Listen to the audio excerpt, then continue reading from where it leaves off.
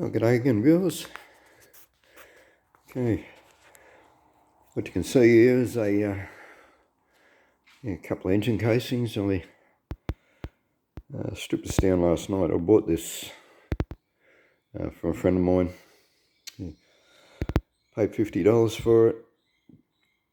I got them after I started rebuilding my original engine,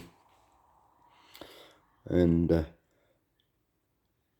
got the crank ground, new bearings, etc. And when I put it in, I found that it was rocking. Like, you get the crank in and your new bearings, and I had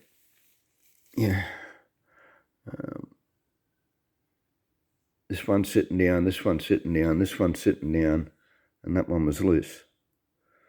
So what it meant is that the casing had warped, and so I end up scrapping the other casing. And, anyway, I'll pull this down, and as you can see, it's as greasy as. I've got a lot of clean up to do on this now, but what I found, which was it's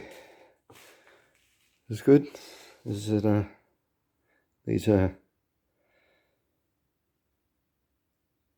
original factory bearings. A little bit of wear in them, not that excessive, but so this looks to me like this is a fairly low mileage engine. The other thing I'll show you, hopefully the camera will pick it up, is come on, show it, focus, there we go. You can see that. Still got Volkswagen stamped into the casing under the bearing and the number. So this has never been line bored. And going by the wear on that original factory bearing, as I said, I think this is a fairly low mileage engine. So plenty happy with that. Done good. Just want to grease off my thumb here before I get it all over myself. Yeah. So well, still got to buy a camshaft now. I'm looking for like a mild performance cam. What I want, like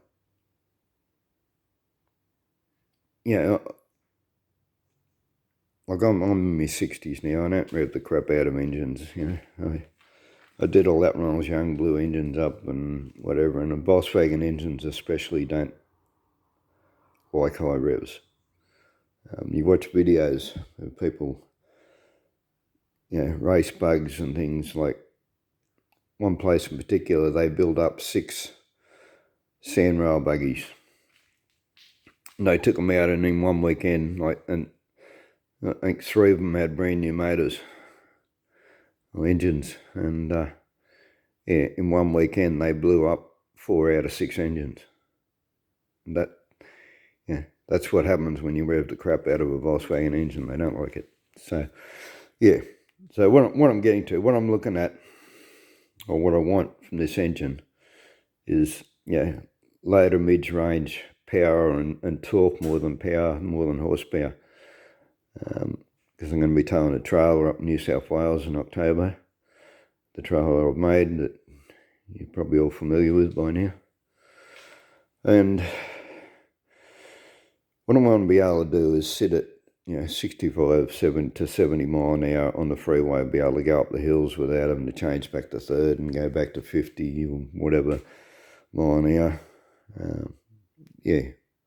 So that's what I'm up after, low to mid-range torque, and be able to cruise on the freeway at a reasonable speed with the trailer on. So I got to go and talk with people. I don't know what size cam I need, but if you start going too big on cams, then you start having other issues you got to address, to clearances on things and etc. If you watch previous videos, yeah, you'll know that I've put a 3236 Weber on it. I built my own manifold. I ported out restrictions in the short inlets, like alloy inlet manifolds, mostly where they merge from one port to two. There's a fair bit of restriction there, and I've taken that out.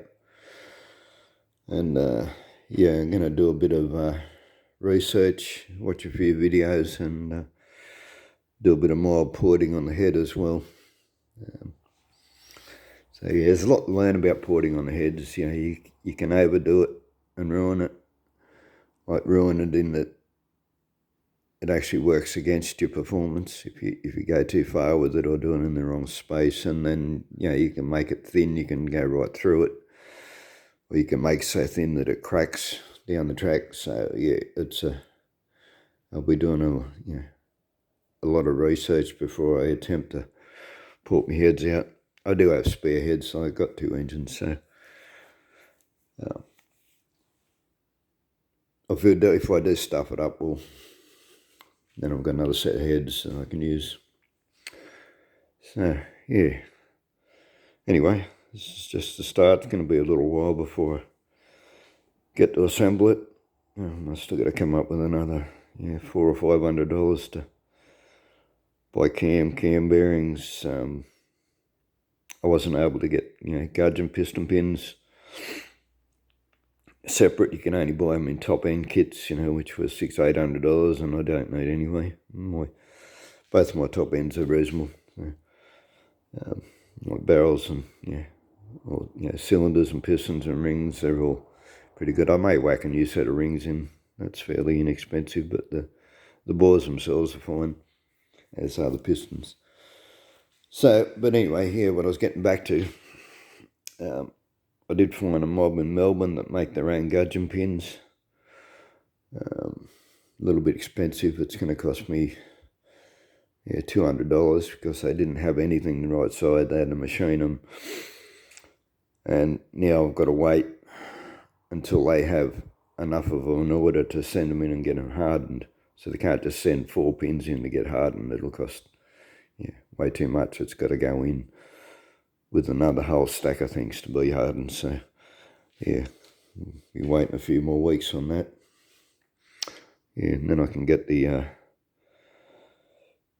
I've got new bushes for the new little ambushes, but yeah, they've got to be bored out to fit the pins. So yeah, I've got to get the pins first, and then I can send them in, get them done. The other thing I bought at the same time was another gearbox. This was all seized up, rusted up. Couldn't move the axles whatsoever within the housings. And yeah, the swing arm ones anyway. But yeah, so the only way I could get them off was actually cut right through the housings and the axles themselves. But yeah, I pulled all them apart. What I wanted out of that was the reverse gear selector. I'll grab it. I'll let it be in the bottom of this bucket now. Take a few things out. There's two different reverse gear type setups. Like I've got the Type 3 gearbox with the IRS rear end, and second gear was worn out. It was actually worn, like this is the reverse gear off it, but it was worn where the selector runs in the gear itself. And so I pulled the one out of my old swing arm gearbox and put that in, but then this reverse gear didn't mesh with the second gear, like, different number of teeth, etc. So, yeah, so I've had to then, also fit the reverse gear out of the swing arm gearbox, which is this. It's just, totally different to the Type 3. And, and this is the, what do you call it? Selector fork that goes with it. You can see it does have a little bit of wear just in that corner. So it's been it's been, the selector itself's been twisting. So I'm going to look into that. Well, it's not as badly worn as the one that's in my gearbox. At the moment, it jumps out of reverse. Like, you've got to hold it in, and even then, you can only use the very low revs. You put your foot down at all in reverse, and it'll just jump out. You can't hold it in or anything. So, but as I said, mine's really badly worn. This is reasonable enough to use. I'd just go and buy another one of these, except the only place I can get them from is in England, and it's like $40 for the part and $130 to post it is. So, yeah. But anyway, I think the reason, like, it has to twist a hell of a lot for that to. Where's the wear mark? For that to actually wear on that, it's got it. It would have had to have twisted like that far. So that means, I thought about this for a while last night. The only thing that could cause that is if this whole piece is out of adjustment. It's too far away from the gear, or like the other thing. So I'll take it back here and show you. Right. This is your reverse gear selector here. Comes up to this one, pulls up. Right, so it pulls up, and that pushes down. There's a fair bit of strain on it. I can't do that with one hand. But that selector fork fits on this pin. And after thinking about it for a while last night, so with this being on the radius side of this, it means that as this move, like the shaft it fits on is just in here somewhere. It's actually, it's still within the gearbox. I did try and get this out, but it's majorly hard. So that's the shaft there that the reverse gear engages on. But what I was saying is, because of the way this pivots, as it goes down and up, it's getting further and closer and further away to the shaft. So I would think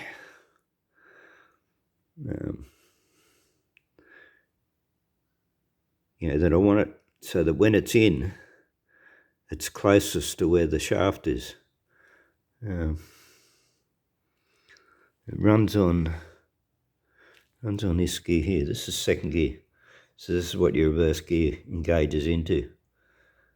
And so I'm going to have to assemble it and adjust these so that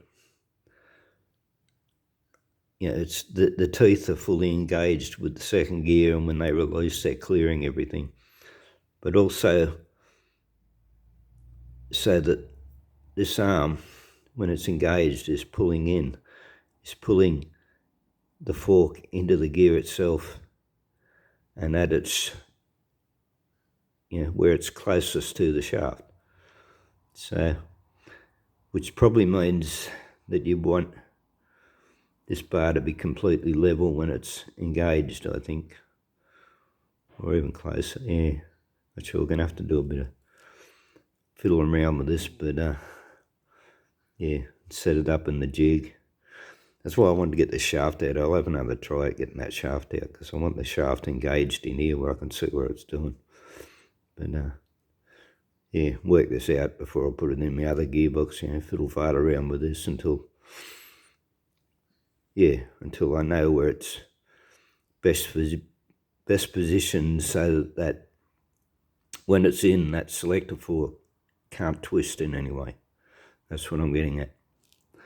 So it can be a bit of playing around with this. I think from memory, this is probably a lot more worn.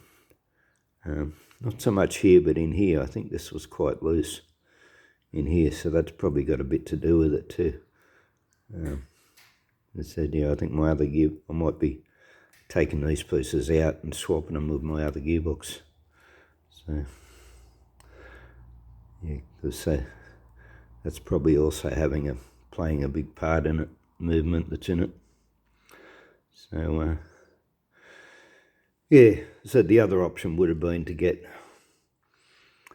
you know, the proper second gear for the IRS Type 3 gearbox that I'm running, but yeah, that would have been, as I said, hard to get hold of, and yeah, another $200 or something. So, and then I would have had to set the whole thing up in the jig. I have made a video of it, setting it up in the jig, you know, and aligning the first and second gear, you know, selectors, because this is all adjustable. You undo this nut and you can move it up, and then you know, and like half an inch of movement makes a major difference. So yeah, not half an inch, half a millimetre, you know. This is, yeah, got to be adjusted exact, and you can't adjust it without the jig in, because this shaft here can move up and down within the casing. It has to be bolted up like in its assembled position before you can adjust this, so that you know exactly where it is. So yeah, as I said, I did make another video and I had to make up a whole jig to hold it, and I would have had to do all that again if I replaced this second gear. That's the, yeah, the other reason why, on top of other reasons, there's several reasons why I didn't go down that track and just, yeah, went and got another selector fork. Anyway, enough rambling on about that. So yeah, so that's what I got coming up, because I'm not going to pull the gearbox out yet. Wait till I've got this other engine ready to go, and then we'll do the whole, yeah, the two in the one move. And, all right, so hopefully I didn't bore you too much with all that rambling on, but yeah, that's where I'm at, and yeah, I'm pretty happy with what I brought home for $50. So I think I've got a good casing here. All right, we'll leave it at that, and yeah, thanks for watching. Bye.